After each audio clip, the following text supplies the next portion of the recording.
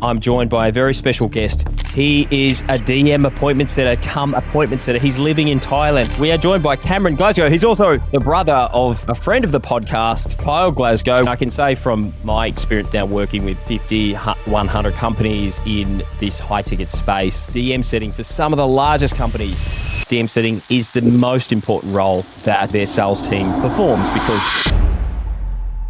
how much can you earn if you wanted to earn as much as you could? If you're just starting out within remote sales, you could earn anywhere from 3 to 10K per month in DM setting, which I think is great. We know many coaches who have $10 million companies that the majority of their leads and their sales is through Instagram. What do you find are the best platforms? It's Instagram, Facebook. I've been based in Thailand now about a year and 6 months, and just kind of living that remote lifestyle. It enabled me to be able to move abroad and live somewhere else. But yeah, man, I enjoy that laptop lifestyle.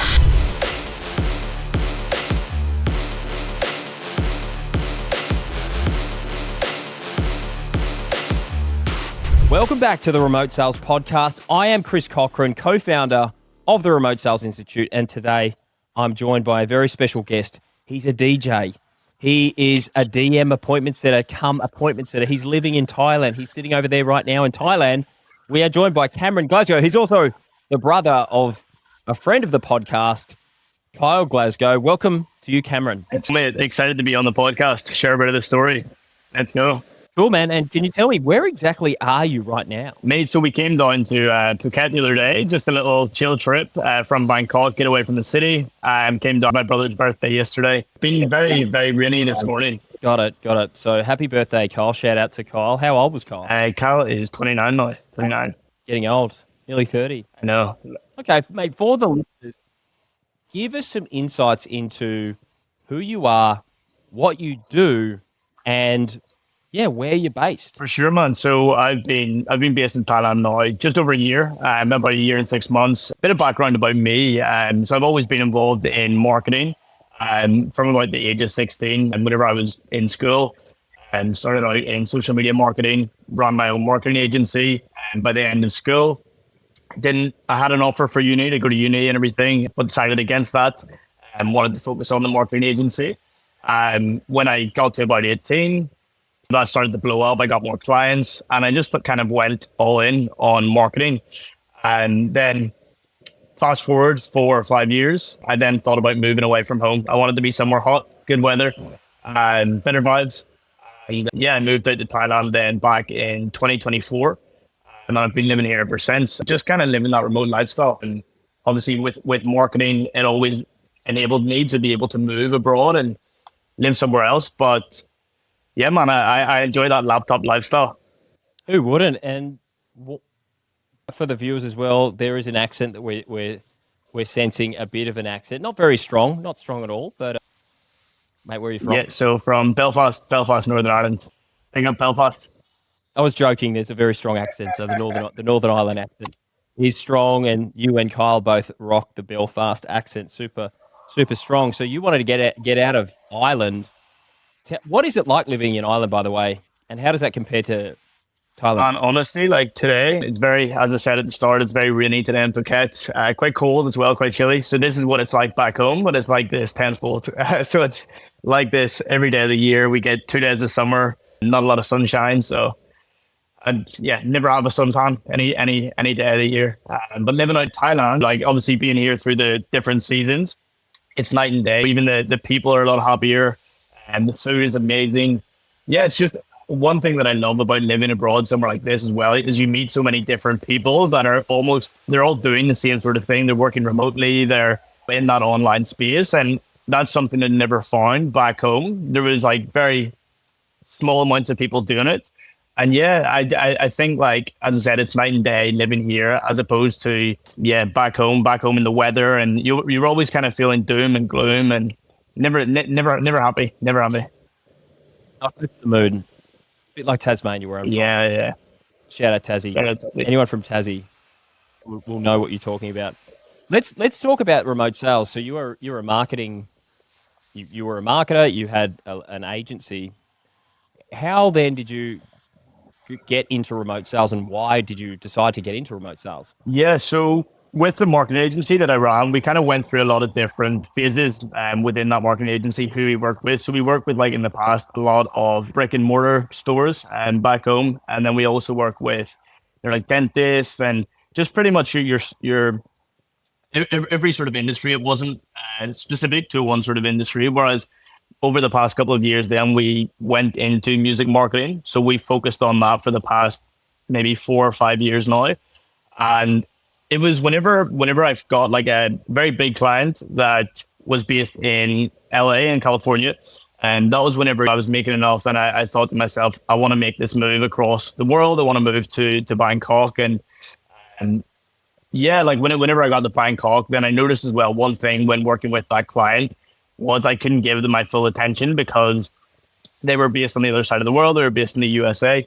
And their morning time was my into the after hours of midnight. And over time, that relationship kind of folded a little bit because obviously I couldn't work as much as I wanted to for them. And I remember one night I was sitting watching Netflix and I got a text just saying the time isn't working because it is such a wide gap of time. And around that same sort of time, in around January, my brother actually came out to Bangkok to visit. And before that, like I'd been doing some appointment setting or DM setting for a client in Australia it was a woman's relationship coach. So that was my first sort of like into it. But I knew my brother was doing appointment setting and closing within Australia and with RSI, big up RSI. And whenever he came out to then Bangkok, he told me a lot about remote sales and just kind of got me excited about it. Obviously at that point, I just lost a big client that I'd been working for 2 years. And yeah, like remote sales to me really stood out, especially like DM setting being my first sort of into it because it's something that I always done through social media, through my marketing agency. I was always setting in the DM for calls for myself. And obviously I had a role with, it was a women's relationship coach in Australia, but I found that didn't align with me. So like, I didn't really enjoy that so much. And then, yeah, whenever my brother discussed it more with me, the whole remote sales opportunity and just the different industries as well that you can actually do this for, that's whenever it kind of piqued my interest and it made me want to look into it a lot more in depth. So you've mentioned DM setting. So for the listeners, talk me through what is a DM setter? Yeah, so DM setter is basically the very first part of that pipeline. So a lot of people, they're going to need someone in the DMs that they're getting a lot of inbound DMs. A lot of, you can do outbound as well. There's different types of DM setting, but essentially just it's clearing up that inbox and ensuring at the very start of that pipeline of someone's journey of whatever it is they're wanting to get into, that you're there to answer their question, guide them through a conversation, and essentially get them booked in with a call with either be that a setter or a closer. And obviously with being a DM setter, you're going to want to know that offer like as well as you can so that you're able to answer those questions and as human-like as possible. What I've found as well working with the people that I have within DM setting is you want to also mirror what they speak like. So you essentially want to be in the DM as them. And a lot of people that I've spoke to before, they do believe it's who they're speaking to is the person that it's Instagram, whose Instagram account it actually is. Yeah, got it. So, and just to clarify even further, the appointment setter, if people what an appointment setter really does, an appointment setter is someone who generates leads and qualifies leads to then pass them over to a sales closer. And this is mostly discussed. The bulk of what we discuss in appointment setter is on the phone. People who are calling leads from the phone, having a conversation over the phone, and setting a qualified appointment for a closer whose job it is then to close. But what we don't speak about as much is the DM setting.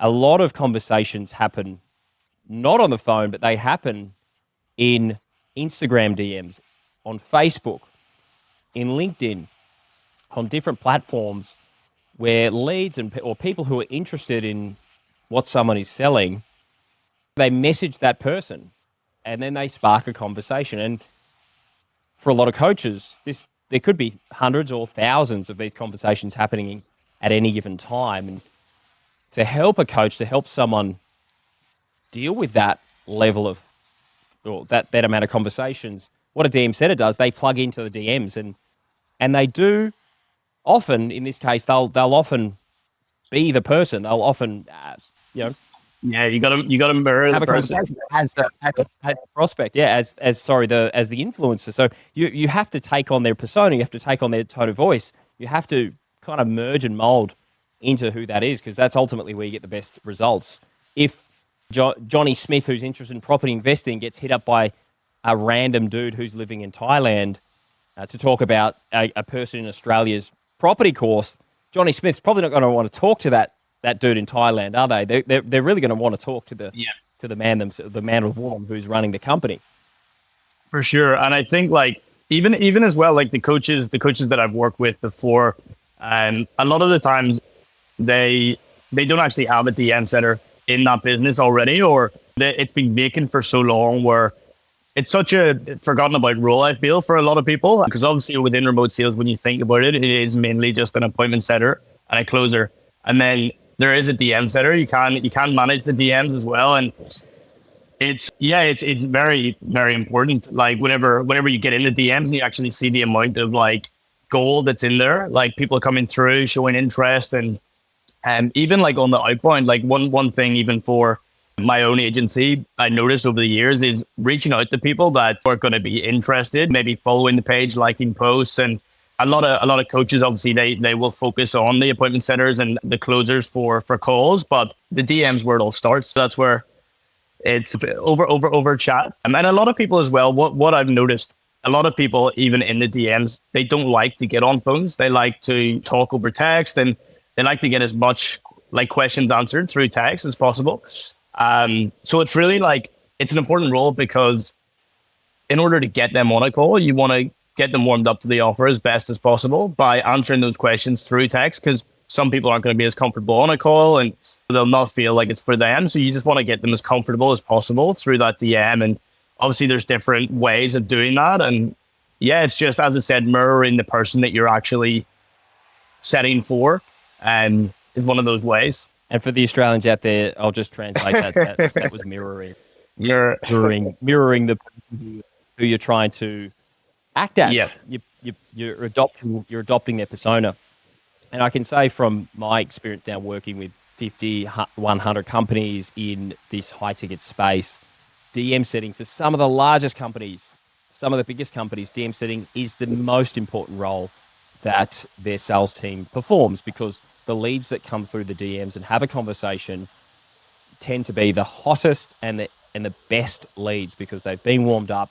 They're much more qualified than the phone leads. And I know for a fact, closers who are sitting in an appointment with a DM set lead, they're pretty excited. They're pretty pumped up, because they know it's going to be good. For sure. And that's what I've noticed as well. Like even whenever I've set for setters or closers, the feedback on those DM sets are always very high. Of course, with paid marketing and everything, it brings in a lot of people through different pipelines, like different CRMs, but with the actual Instagram and Facebook, these are just real people reaching out with real interest in what you're doing. And based on your content alone, a lot of people follow these gurus and coaches online for their content. So like to be able to speak, per se, in quotation marks, with the actual person who's creating that content, for them, it's a big deal. So they're actually a lot more warm to the idea of buying whatever it is, the service that you're offering, because they're able to speak with that coach, that guru, through a private message on Instagram or through Facebook. Whereas with paid marketing, they're coming through and they're talking on text or email with someone that's a part of a team. You know what I mean? So it's a lot more personal. It has a personal touch to it. Totally. Can you describe the day of a DM setter? How have you structured your day over the past 12 months? For sure. Since starting, pretty much going full time as a DM setter? Yeah. So I would say, for me, getting up around 7, 8 a.m. And for me, obviously, I'm 3 hours behind in Thailand. So for me, it would be getting up, doing a lot of outbound DMs in the morning, and making sure that you're sending out to anyone that has maybe liked posts or followed the page. Then you've also got the people that are inbound. So you've got people sending across like words, messages, and to get interested about the offer that's being sold. So That's usually the morning. Then throughout the day, you're going through like, you've got Facebook, Instagram, LinkedIn. You're going through each of those channels and you're kind of catching up with conversations that have got back to you in that batch in the morning. So throughout the day, there's so many different conversations that kind of pop up. And it's interesting to see, like, you have so many different types of personalities as well, where it's like, some people are super busy with work, they can't reply until like 2 hours away. So you're waiting for that reply to come through. At the other time, you're replying to someone who's replying straight away. They're super interested in the offer. And it's just like, it's an interesting role. And it really is like, it's one of those roles I find that it's spaced over time. You can't really do a lot of it in one go because people are collectively doing other things in their lives. But I do think as well, that initial outbound like reply or just DM in general to someone in the community of that coach or that guru it's so personal that whenever they see that, to get a reply or to get a message, an outbound message, whenever they've just hit follow from that coach, usually they do reply. The first reply is quite fast because they're like, wow, I just got a message from this guy. I'm interested, like to find out more. And yeah, so that's pretty much the basis of it. Like it's with DM setting, as there's so many different social media networks that now exist. Even TikTok as well is another one of those. But obviously, like across those industries or across those social media platforms, each one has a different sort of target market. So like you find within DM setting that there's some that's going to be better than others. Like we found that TikTok is not so strong because you'll usually find it's a lot younger people. So like you're talking maybe even the target market of like 16, 17, which of course, if they want to invest in themselves and do something like a program, then all be well. But yeah, you usually find it, there's a lot of like time wasters within TikTok. They're really there for the viral content and swiping, doom scrolling, we call it. Whereas with Instagram or Facebook, it's very much higher quality. What do you find are the best platforms? It's Instagram, Facebook. Have you had much luck with LinkedIn? And LinkedIn, it's really a lot of professionals that are reaching out more so for business services or even like outbound to the coaches that would be one to collaborate, co-partner and do something together. But I found that Instagram is definitely, the number one platform for it. And I feel like as well, because it's such a content heavy platform and because it's been around for so long, it has such a variety of a user base. With TikTok, it's a newer platform. So you do find that people are a lot younger on that platform. Whereas with Instagram, it's like your mom and dad have Instagram. It's everyone's got Instagram now. So it opens you up to a very vast network. And I've always looked at Instagram as being sort of like your CV in a way, like how you look on Instagram to employers is a big deal these days. It's almost became like the content platform, like LinkedIn. Like LinkedIn for so long has been that your profile, your professional profile. But for me, coming from a social media marketing background, I've always looked at Instagram as being that. And I say that because with Instagram, whatever you post on that kind of grows that account, gets it to a certain amount of followers or engagement or whatever that may be. That is what essentially sells you as a coach, as a person, as an influencer, I agree. And we found that with our Instagram, the minute I started really doubling down on Instagram, our business completely took off. And it was something that I'd never considered before. And a lot of coaches in the industry have focused a lot on Facebook, and it does feel like more and more people are moving across to Instagram. We know many coaches who have $10 million companies that the majority of their leads and their sales is through Instagram. Yep. Can you talk to me through about some of the conversations that you're having on a day-to-day basis? And you're now on the phones. You've now moved into a phone setting position. You're working with us at RSI. It's real big at RSI. So it's nice to have the family, keeping it all in the family. We've had Kyle, now we've got Cameron. So welcome, man. Welcome onto the team. So you're now having phone conversations. Looking at the different types of conversations that you're having in the DMs versus on the phone, what are some of the more challenging conversations you have in the DMs, and what are the situations that you find yourself in? Well, man, I would say like that the offer that I was on last year, women's relationship coach. So I was obviously putting myself in the mirror image of that coach, I found that was very tough, like to begin with, because I don't know anything about that. And I'm getting questions through. And for that as well, specifically, it was very in-depth questions. People were coming to me with problems that they were having in the relationships. And I was, Could you give us an example? what is it, sorry? Can you give us an example? It would be getting too personal, I reckon. Getting very personal. So like I was getting people reach out to me in the DM with, problems of like domestic abuse, like in the relationship. And so I was getting all these personal messages because they obviously believed that it was coming through to this coach. But my job was, of course, then guiding that conversation. So and that's where as well AI. So we used AI, we utilized AI as well to kind of help in a way with some responses. And we had one set up in a way that he would respond to that problem. So it was a way in like rewording it. Obviously, we know AI is not perfect and it's always going to give like a robotic response. But it was a very difficult role to start with because, of course, these people were coming through with problems in their lives, in their relationships. And my job was getting them on a call to speak with this coach. And guiding those conversations was tough because I had to act as him. But obviously,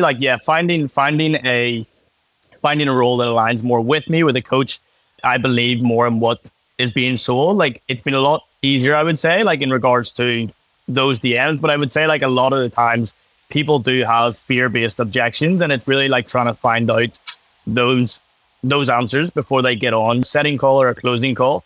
And usually that's like price questions, or that is even just, will I be good enough is a big one. Will I be good enough at doing this?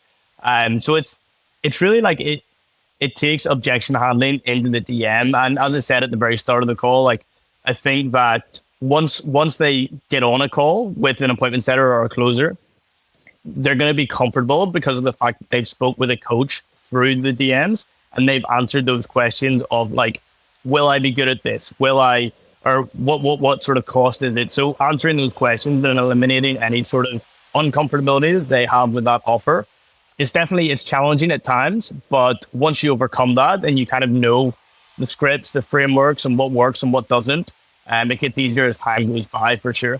In the remote sales space, the DM setter is sometimes seen as more of an entry-level role.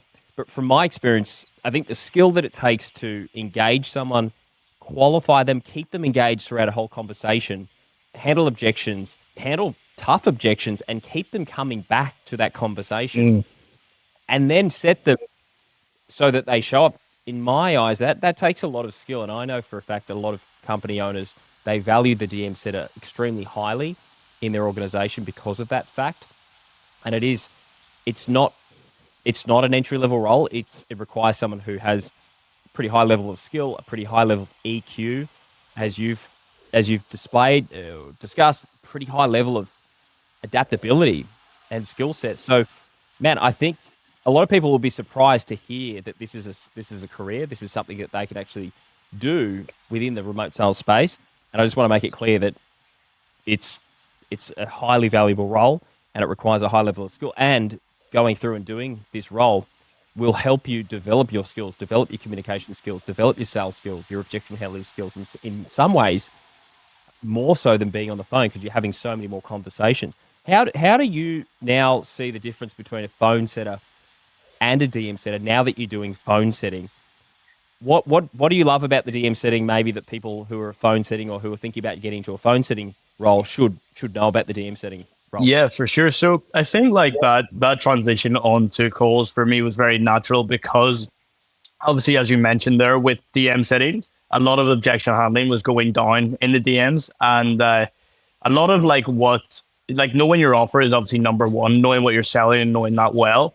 But then hopping on calls, as I said, it's a natural progression from that sort of DM setter role. But to go back on the significance of a DM setter, like whenever I started as a DM setter, obviously coming from a background of marketing and doing that all my life, pretty much from 16, it's so important. It's so important to manage DMs, and there's a lot of people in there that, as I said, like they're not comfortable getting on calls so quickly, and it's having that skill and that ability to be able to cancel that uncomfortability and get them comfortable with whatever it is that you're selling. And yeah, going on the calls now, of course, on the offer that I'm on, I'm actually still in DMs. I still think it's super important and never wanted to leave that. So now I'm able to actually set as well from the DM and set for calls that I'm on, and knowing kind of where you left off with them in the DM and knowing a little bit of context before you get on that call. It's been very useful. I am really enjoying calls at the moment. But I just think, like I spoke with the coach as well that I work with about the DMs and calls whenever I was making that transition. And we both agreed that DM setting should not be left alone. You know what I mean? Like getting on calls and leaving that completely empty would be losing out on a lot of goals that's sitting there and people that are super interested. Like, and it doesn't really matter as well, the size of the account or anything like that, because the coach I worked with before had 1,000 on Instagram and we were still setting three to five like calls a day with him. He was the closer in that business, so we didn't have like a full team or anything. But he wouldn't have had those calls at all if there wasn't someone in there managing those DMs. And it's the same for the offer that I'm working on at the moment. It's like, if we leave those DMs and we leave them dry for a day, 2 days, people aren't going to want to get on a call anymore. They're going to feel left behind. But yeah, like it's through time, I feel like DM setting and then going to like an appointment setter and then through time, hopefully closing. I feel like it's a natural progression within remote sales itself. But it's definitely like, I would really recommend getting into DM setting for a lot of people like that want to build up their confidence within remote sales and know that it works, one, and two, know that once you've got that sort of training behind you and you've DM set for a while, that your confidence will grow on calls. Whenever you get on the calls, you'll be a lot stronger. You'll know how to objection handle. You'll know how to answer these questions that maybe you've already answered in the DMs if you were a DM setter before. So it's definitely super important. And I think all sort of roles are very important to that whole ecosystem, that business model, and within remote sales. I think leaving one behind has an effect on all. Some of the parts about DM setting, how's the flexibility? How much can you earn if you wanted to earn as much as you could? Talk us through some of the benefits. Well, I think it really depends on what sort of offer you're on and the commission structure as well. Like the offer I was on before, I think it was commission only, but it was based on sets that went through and then sets that closed. And it was around $180, I think, per set closed. And then around 100 for ones that showed at that point in time. So the one at the moment, like you can do as well with DM setting rules, you can take on a base and then you can also do a plus commission. So with it being the start of the pipeline, you will earn a little less than like an appointment setter or a closer. But as I said, it's very much like an entry level role. And it's great to get into if you're just starting out within remote sales. You could earn anywhere from 3 to 10K per month in DM setting, and depending on your commissions, which I think is great. You're managing DMs, you're building your skills within remote sales. And yeah, through time, you can progress into a setter or a closer if that's something that you wanted to do. And if you're living in, say, Thailand, where food's cheap, rent's a lot cheaper than most of the Western countries, that 3 to 5, 6, 7, 8K, that goes a long way. Yeah, for sure. And like a lot of... How many pad thais will that buy? Man, too many. It buys me a pack of power every day, that's for sure. I love them, man. Delicious. Love it. Just the flexibility. How has the flexibility been? Have you had to commit 10-hour days? Is it less? How have you found the flexibility as a DM? Yeah, so in the DMs, I was usually doing 4 to 5 hours in a day, but that was kind of spaced over the course of the day. So if I was waking up in the morning and sending out a lot of outbound and getting back to people, then I was finding throughout the day, a lot of people were getting back at different times. And obviously in Australian time, if it was 3 hours ahead of me, people were replying at night. So for me, it was 6 p.m., 9 p.m. for them. So I was always kind of on the DMs at any point in the day, just kind of going through. And yeah, it does give you the flexibility because obviously you've always got your phone on you. So it's always like you're out and about, you can just check on the DMs, get back to someone. But it does give you a lot of flexibility as well because obviously with calls, you're kind of locked into a zone. You need to be locked in for each of those calls. With DM setting, you can have your phone on you at any time. So you can also when you're out and about, get back to people. You could be at the gym. You could be at the cafe. You could be at the movie. For sure. You can be anywhere and you can just pull out the phone and get back to people. Love it. That's nice. That's nice. I'm sure that'll be appealing to a few people who are suiting up, traveling into the city, working a full day, getting home, and just dreaming of getting to Thailand and living like you do. Man, what are the goals for you over the next 12 to 18 months in your career in remote sales? Yeah, man, I definitely think through the course of time, I do want to get into a closing role. I think at the moment, as I said, progressing from a DM setter into an appointment setter has been fun, and I'm definitely enjoying the calls a lot more than I thought I was going to. And it's great. Like I love speaking with people over the phone, and I love speaking with them through DM as well. But I think over the next 12 to 18 months, definitely I want to get better calls, and move up to a closing position. And you've seen that with your brother. He's crashing it at the moment in the closing world. Killing it, man. He's killing it. And out in Bangkok now as well with himself. You guys living in Bangkok, living the dream. Let's go. How good's that? The RSI lads and Thailand boys, just the brothers. And then we've got Duff Bobby on the team now, living in Bali as well. We're all over the place. Yeah, Asian crew. Well, cool, man. It's been awesome to catch up. I know that there's people listening to this who are envious of what you've been doing and are curious about the DM setting role and would love to be sipping coconuts in Thailand or sitting at the cafe while working and earning some good dollars. So if that's you and you've loved the content and you're not subscribed yet, make sure you hit the subscribe button so you don't miss any more content. It's been fun catching up, Cameron. Great. Thanks for having me, Chris. Mate, enjoy the rest of the day, and we'll see everyone next time on the Remote Sales Podcast.